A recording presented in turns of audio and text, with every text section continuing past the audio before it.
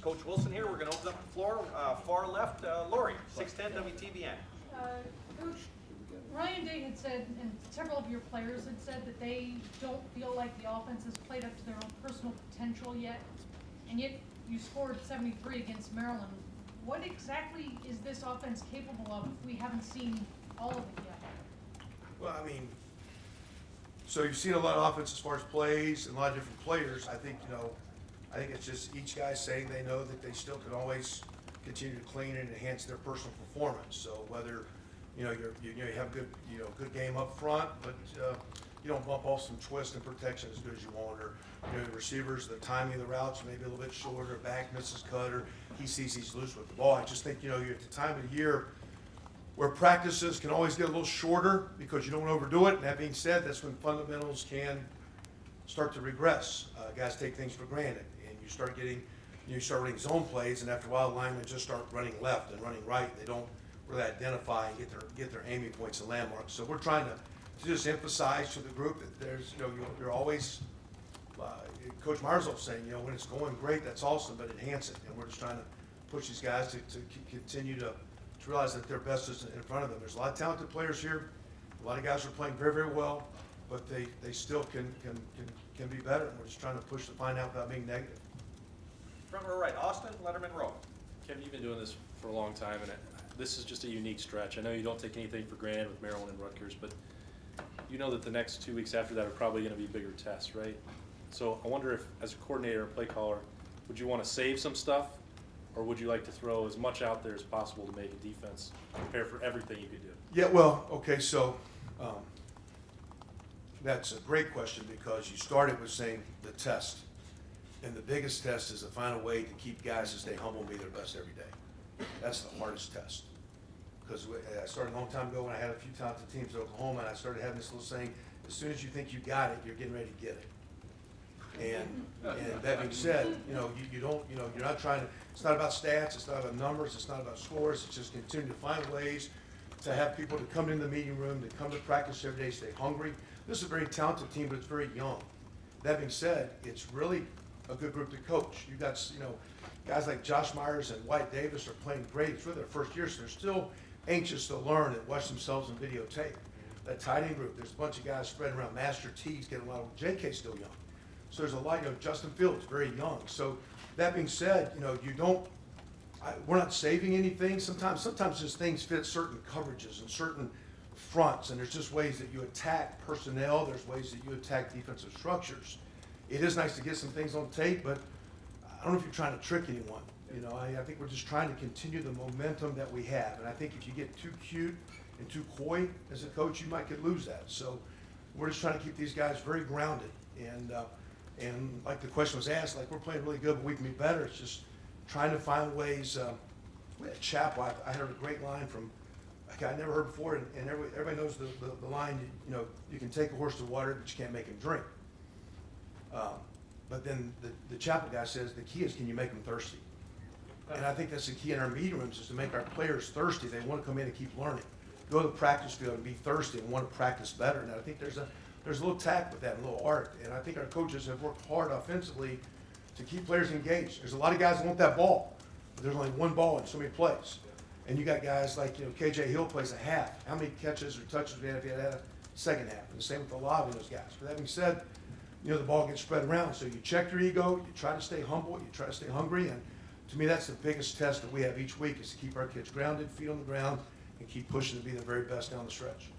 When you are installing some of these mesh or pick-looking plays, I think 2 of the touchdowns, Jeremy was going across the middle and setting a screen or look like that. How do you teach that so that they avoid the contact, avoid getting the flag? It's kind of like in basketball where, it's sometimes even in tackling now, when guys launch into people, they're going to get called for targeting. As we go, and there's going to be some contact, but if we are working our way where we're trying to avoid contact, so if you run and just plow into a guy, you're going to get called. But when you get that junction point, if you start trying to navigate and work around, and even if there's a slight collision, you'll get away with it because, you do have the ability to try to avoid. And as you avoid, you can create the mesh that you need. So there's a little art there. We're always pointing out on tape, maybe that's a little too excessive, and you got away with that, whether it be in practice or in game. Ray, this is really ideal how you got to that point and you really, created that little cluster that creates the opening on the crossing routes. Front row right, Bill from the dispatch. About Garrett Wilson, you've coached a lot of talented wide receivers. Where does he kind of fit in there? And as a freshman, but given his talent, what can he do the rest of the year? I think as a young guy, I think he's, like a lot of those talented guys, sometimes it's easy. And that being said, that he doesn't just always rely on his talent. I think Chris Olave is a young man that has a combination of talent but tremendous detail in his route running and his work habits. Whereas young guys, sometimes we think Garrett gets away with not as good a release as you want, but he's still quick enough or good enough athlete to make an acrobatic catch and all that. And I think he's just one of those very talented young guys that you're trying to get him past because as you continue to play, as games get bigger, and as a coach would always say, talent gets equated. And when you play in the upper echelon of our opponents, and as these kids get moving even past here to the NFL, to be great, you can't just rely on your talent. I think a lot of our young freshmen come in, they're so talented, they're used to that. And it's getting them to go past the talent, have those great work habits, those great practice and fundamental periods. Like right now, as our fundamentals get short because of individual periods, our fundamentals actually have to become a part of the team. And if you're a young player and you rely just, hey, I'm fast, run down the field, and you don't get a release, when you're playing against a great corner, you're going to get jammed up. So it's just him learning as a young guy how to practice at an elite level that matches the talent. I said when I first got here, in my time in Oklahoma, I never saw Adrian Peterson lose a sprint. Terry McLaurin's here 2 weeks. He said, Coach, he beats me by 10 yards every day, and I'm running as fast as I can. Because he was a talented guy with an unbelievable work ethic. And that, to me, is what separates him. So a guy like Garrett, as he has all his talents, he keeps learning how to become a true. Because I think you learn. I think working hard is a talent. You don't put it aside. Matter of fact, it's a lost talent in our society right now. It's a talent that gets shoved back and pushed aside. I think guys that work hard become the great players. I think it's one of the foundation principles of our program, why it's been so successful. And guys like Garrett, not that he's a poor worker, but as he becomes an elite worker with elite talent, the sky's the limit for a guy like him. And this may be hopefully not a sensitive subject, but Indiana, your former school, is ranked for the first time in 25 years. You recruit a lot of those players. Is there some pride in what they've done? Yeah, I get a chance, to walk us. I think on that 2 deep when we played them, is about 24, 25, 26 those guys that we had recruited, coached, played. A lot of those guys are contributing. I'm really proud of those guys having the success that they wanted. They were part of 2 bowl teams. They've been very close the last 2 years, and now they're on a good roll, and they got some great competition down the stretch. So I'm very, very happy for those guys. I got 2 daughters over there. Open day week was Dad's weekend, so I recruited and got to drive by to have a meal for my 2 daughters and spend some time with them. So again, very proud of those guys. Very happy for them. And like all jobs, those are tough jobs. They take a lot of energy, a lot of work, and we were proud of what we started. And really, for the players, very, very happy that they are continuing to have success. And hopefully, they're just scratching the surface and they'll keep going. Front row right, Tim from Letterman Row. Yeah, Kevin, when you were talking about landmarks a while ago, it seems like one of the favorite ones, it's almost like a lighthouse, is the umpire standing in the middle of the field. Are you ever concerned or worried about that guy, where he stands in the middle of the field and some of the things teams like you guys like to run off of him? Years ago, I know Coach Cooper, you'd actually bring that up in pregame to refs, but I think our refs now have so much more access to study film, and they watch, and I think they're much more prepared because of the video capabilities that they come in and they know where the routes are. And actually, the umpires are really a couple yards deeper than they used to be because so much is coming across them. And sometimes you can actually use that ump as an extra body to get a little rub for you too, if you want to see it. He creates some clutter in there too. So. And one other quick thing, you and Stud, with this offensive line, how would you describe it right now? I know there's always improvement to go, but they've dominated the line of scrimmage quite a few times, almost every week this year. What is different? What is good about this group that you can put your finger on? We in preseason, I was thinking, we had a lot of new faces, but we really had some talented guys. It was kind of their time, and they've done a great job with Coach Mick through the all season. I think Jonah coming in has been a very solid transfer that he's, been very much accepted by his peers, and he's very much one of our positive leaders. He grades and about as well as anyone every week, and a first-time player for us. It really didn't start till the summer because he had to graduate. Of course, we're going back to play at his previous school, and I know he's got a lot of respect for his teammates and going back home. So I didn't want to get talking just about that or him, because that's the story. It's really hopefully not a story. But those inside guys, to me, is where we're a little bit different. I think the way Jonas came in and the way Wyatt and Josh Myers has played. We've had some good centers, but those three guys are very, very smart. They see things and communicate where we're comboing, because sometimes you're not comboing the linebackers, you're comboing the safeties or corners as formations change and defenses get very unique in how they try to stop your run game. And so you got to be able to see those pictures. And when you're a no-huddle team, you're going fast. You got to process quickly and see things, get everyone on the same page. And those guys have been solid. We're talented at tackle. We've been had a couple mild injuries there with Thayer and Brandon Bowen a little bit, but we got some depth there. It's a deep group. It practices really well. There's some great young players behind them with DeJuan and Enoch and Ryan Jacoby and Harry Miller. It's a deep group. It's a talented group. They practice hard. They go against a great D-line every day, and we embrace that competition. So like today, we'll do inside drill, and it's 16 good reps, and it's good football, and it's fun, and it's made us a tougher football team the way we practice with those guys. Fourth row, middle. Patrick from 24/7 Sports. Ryan was just talking about the importance of a backup quarterback, the mental reps, because he's not getting as many first-team looks in practice. With Chris, he seems to be able to take that and translate it when we've seen him on the field.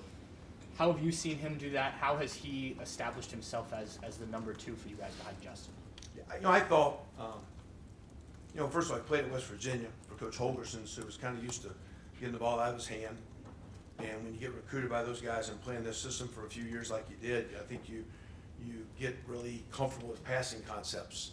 And we do some different things, but we do a lot of similar things. So I think from the passing side, it was very, very easy transfer for him. He played over there. I kind of felt, a year ago that, I think he was trying to figure out how serious to approach. Was he really in the mix? I remember telling him this summer, I go, I think you give us the best chance to win outside of possibly Justin here. So if I was you now, you need to be ready. We're going to need you. And so I think he's embraced that. Ryan and Coach Yurcich, Mike has done a great job with him. Gunner as well. But I think Chugg's just his playing experience and his savviness. He's very, very good with the ball. He's well liked as a transfer. I was talking about Jones, very well liked around here by his teammates. So he has a great relationship with the kids. I think the receivers feed off him. They trust him. And he's really developing into being a quality backup for us right now. And how important are games like last week where you have a whole half to get not only him into the game, but Gunner as well to really get game reps? A lot of those guys, too, now. I mean, you got those freshmen, like O-line and D-line guys. Or we had guys that looked at one time, basically the guys that was our scout team on defense had a chance to play a couple drives at the very end. And, those guys in practice maybe get more reps than anyone, yet they don't play in the game. And all of a sudden, you're out there in front of your family, your friends, your peers, and it's on TV. And you're the guy sacrificing your summer and getting up at 5 in the morning for the 6 a.m. workouts. And you're not on scholarship a lot of times. So for all those guys, it's not that you want every game to be that way. Sometimes they go. But to me, when it's the end of the year and a lot of young guys, and with this new redshirt rule where freshmen can play a game or 2 or 3 and still get redshirted, I think it makes their development go that much better because they can buy in, because they get to taste being on the field. When you just practice, never play. So for Chugs to get out there and have some success, same with Gunner, but for so many of those guys to get on the field, except for the injury we had with our running back, that was a great opportunity for a lot of those guys, so happy for them. Fifth row right, Spencer from Letterman Row. Kevin, you guys have not had that many opportunities to go with third down game plans just because you guys move the ball so efficiently. Do you find yourself trying to find a balance between knowing that you need a third down game plan every game and also not really using it that much because you're just staying ahead of those chains? I want to say it was Coach Billick with the Ravens. The first guy came out and started looking at how many times you get a 3rd and 1, but how many times you practice it, or how many times you get whatever. So, the good Lord doesn't give you time back, but man, we've had a lot of hours and some 3rd downs, and at the same time, you better be prepared and ready for it. So tomorrow's a big 3rd down day for us, and we'll have, matter of fact, that's kind of all we do tomorrow is 3rd down score zones. Today's our base plan for the most part. So we put a lot of time on it, because to be a good offense, you have to convert. You have to convert third downs, you have to convert in the score zone. And so whether we're getting those opportunities in games, I can tell you that we put ample amount of time each week. Again, I mean, I can't tell you last week, all the blitzes we were ready for, because Maryland brought a very extensive blitz package in previous games. So we had a bunch of reps. Never came to fruition because maybe they didn't call it when we got to that situation, or we didn't get to that situation a lot. But as a coach, you don't assume. I guess that's that paranoia stuff that we have to deal with. We also have to manage also how to practice, get our guys ready to play. But there's a lot of time on conversions. So we're very good at third down right now. I think we're one of the best in the country. But we put a lot of time. We take that very serious, because if you don't convert, you don't get points, whether it be third down or score zone. And that's why we're scoring, is if we are converting when those situations are presenting themselves. Fourth row right, Joe? With Rashad going back to defense, what were the conversations with him and the rest of the coaching staff, and what is his ability to play both ways, say about his mentality and his versatility? Yeah, that had been talked about for a year. He's always had the itch to want to go back. You guys remember the one little where he slapped me around in practice out there back last winter? You look like the old guy that I am. I just felt last week we had a few nick-up injuries. Some guys have been out. And I went to Coach Johnson. I said, hey, we've kind of kidded about this. Do you think you need Rashad this week? And he said, yeah. I said, well, he's doing good enough on offense. I said, just when do you want to do it? How do we do it? How do you practice it? Before I walked in, he just grabbed me and said, what do you think today? And I said, well, today's our base play, base day of what's going on. You tell me when you need him, you can have him. And hopefully, I think he's mature enough as a fifth-year guy that we can minimize stress for him and just put him in good situations. I know the defensive coaches will put him in situations where they think he can handle it. And now me having coached him for 3 years, I think I got a good feel of what he needs and all that. So we'll just go back and forth. He's not going to have a full playbook on both ends, but was happy for him to get a sack. I was trying to get him a couple passes. It didn't come his way last week, but we're going to keep bringing. He's had a solid year, and he needs to finish up. He's on track to graduate in December, which is going to be a great deal, and we're going to keep pushing him to the finish line very hard. Third row right, Rob, dispatch. Kevin, so you've been so dominant. I think point differential plus 40. 1995 Nebraska, a lot of people think the greatest team ever was plus 38, so you're doing better than that.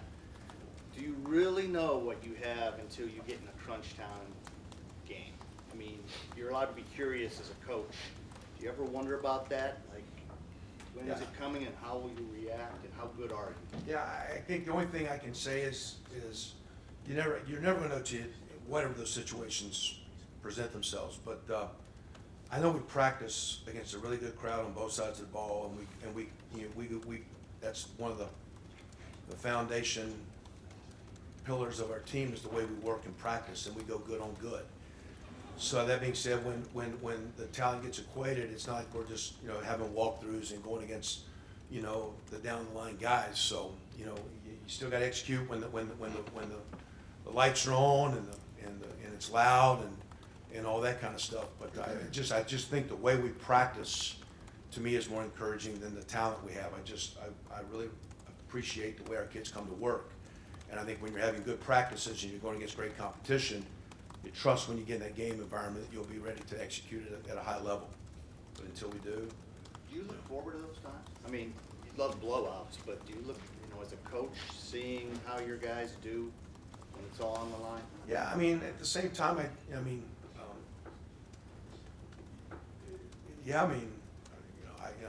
actually like Tuesdays and Wednesdays better than Saturdays. For what it's always have. I think I just kind of like getting in the classroom with the guys and going on the field and adding new things and wrinkles and looking at it, attacking a new deal, putting a plan together, working. Then you go out there Saturday and you just it's. I mean, I like game day, but I like the work of the week and the process of the week. So I don't necessarily love blowout. I mean, I like to win. And you always take a lot of pride when you're doing whatever it takes to win, especially in those close games when you're taking care of the ball and you got conversions, you're playing good in the kicking game, and it comes together in all phases. So at the end of the day, I mean, we're the games that went so far the way they've went, okay. I just know the way we practice, I think, gives our coaches, and with that being said, I think it gives our players a lot of confidence each week that they have a chance to play well. You've been around some really good teams, great teams. What to you is the it factor that makes them what they are, what they become? I think the teams that are the closest, it's one thing to have talent, but I mean, some of the teams have sometimes maybe not as much talent as others, but are very close, and there's just a little bond, care, love factor that they truly have for each other.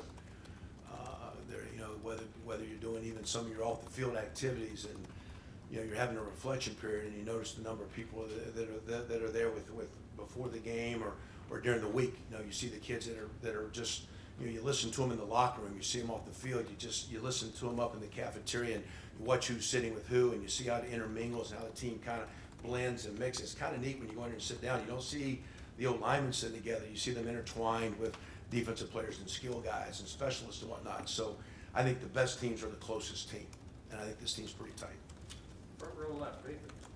Cleveland.com. Just what ways have you seen Justin's intelligence make the biggest impact this season? Again, it's, Justin's intelligence is either his football IQ or just his intelligence in general. he's very talented. He's very, very smart. Matter of fact, that, you know, Coach Meyer would even say previously, you know, you better come prepared for the meetings when you're coaching certain players. He's a guy you need to be prepared for because he's very smart. He's got a lot of physical skills I think people see, but he's a great kid that has really high intelligence. I think he has very good vision, meaning like I think he can take the chalkboard to video to the field. Some guys can't do that. Has a great understanding of again, visually and conceptually what you're trying to do. So he's got a lot of talent, and intelligence is very high on the list of what he's very talented at. You say you need to come prepared for meetings with players like him. Is it because they're going to have questions for you that maybe another player Or they'll wouldn't? tune you out. They'll not believe in you. I mean, he's smart enough. He's going to know that you know what you're talking about or not. Because wait a minute, coach. Now if it's this coverage, don't you think? Yes, you should go there. No, here's a blitz issue and why. And so I mean, you know, one of the best ways to make those guys thirsty when they come in meeting room is that you're prepared and you can bring them information that they know is going to make them a better player. And when you're dealing with someone like Justin that's unbelievably talented, has high goals and aspirations, and is very, very smart, it's a credit to Coach Day and Coach Urshich to come in there and capture him and continue to bring him along as they're doing. And right behind, Bill Landis, Athletic. Kevin, it seems like wider zone runs have become more of a base run play for you guys than maybe tight zone, inside zone has been here in the past. I'm just wondering, is there anything about JK's skill set or the skill set of your offensive line that's allowed that play to maybe come to the forefront and be featured a little more? Yeah, I mean, and it's kind of like you kind of mix them, you know, because the tempo of the runs and where they hit. And you got to be careful that we don't do too much because some of the clean fundamentals and aiming points and tracks, like I say, you know, you can just start blindly running left and right and really mess up the play there. Because you're just, you know, you're not doing exactly right. You know, we weren't thinking it necessarily fit JK, although it does. It's a play over time. Years and years ago, everybody started doing with McNally and the guys at the Bengals between inside and outside. We'd had a lot of success at Oklahoma doing it. Had a fair amount of success previously over at Indiana. I think with the line we had and where we thought we were at tackle, I think Coach Day just wanted to look at it a little bit in spring to see how it went. It just kind of snowballed. And we've ran it before, but maybe not as much. But as we came out of spring, we just saw their line was creating a lot of just a lot, you know, as they're big, but they're actually very athletic. So as they get moving, they just create a lot of momentum and force. And as they create that force, they just create seams and creases within the defense. And JK and Master, the more he ran it, got a little bit more comfortable with seeing those cuts and when to stick their foot in the ground and you know, make that hard up and in cut or bounce it around or whatever. So it's a play we didn't mean to. We just stumbled into it. We didn't say like last year, let's change, do this. We just said, let's take a look at it. And as we did, we really got good at it. It's kind of snowballed, and it's been a very, very good play for us. Last set of questions in the front, Joey. Evan, when Jonah Jackson went in the transfer portal, you were one of the first coaches to, I think, from Ohio State to call him. When you called him, what do you remember kind of telling him about Ohio State and what impression had Jonah made? Yeah, he was. I had gotten wind, and when they called us and said he was like in the portal that we were allowed to contact him, I think he was caught off guard by the number of people that were reaching out to him, and of course Michael Jordan had decided. It was about a week or so after Michael had decided to go, because early in January, mid-January, whenever that happened, I just said, hey, we have a tremendous team and a real need. And there's no guarantees here. You're going to have to earn your position, but I don't think we need transfer backups. There's a really good opportunity. Don't know much about you. Why don't you check us out? And there was a couple coaches that, within Rutgers that knew me, and I said, hey, you can find out a little bit about us and what we're doing. But from there, Coach Stud got really involved and got a great relationship. When it was time, went out to see him. We got him on a visit. Worked hard to get him, and we're glad we got him. And just one other question on Rashad Berry. You don't see a lot of two-way guys anymore in college football. It's been since 2012 since Ohio State had a guy playing offense and defense. Why has that become, I guess, so rare in your mind? I think well, because as coaches, we think we have to work so hard and be here all day, we come up with a lot of stuff they have to learn. So if we can keep the game simple, they can probably play two ways. But since we work these enormous amount of hours, we come up with all these schemes that take a lot of time to learn. So it's hard. I mean, the offenses are complicated, defenses are complicated, wherever you have learning how to attack the defense as an offensive player. What are your fundamentals? What are your plays? What are they doing? How to get it right? Now flip it around. You're over there. This formation line up here, that formation line up here, this call do this, that call do that. If they go to empty, check this. I mean, it just gets a lot after a while. So you got to be smart. There's a lot of talented players that maybe over time some guys have, here we've had enough depth, maybe you didn't need to. Right now it's a unique situation. Rashad came to offense because we had a dire need at tight end. We had some young tight ends that weren't ready. Marcus Ball was the only veteran. We needed him. He has done a tremendous job for us the last 2 years. We've developed that position. Rutgers came on. Jake Hausman's gotten better. Luke Farrell's very, very solid. He's very comparable to those guys. Defense has always had a bunch of depth at the end. This year with some minor injuries, they've got a little thin. So the door kind of swung open that way for him. We didn't want him to be a two-way player. And that being said, he's not really a two-way player. He's a situational player playing on both sides of the ball. And there'll be certain situations that I think Coach Johnson put him in to give him a chance for him to be successful, more importantly for our team to be successful. Thank you, Coach. Thank you.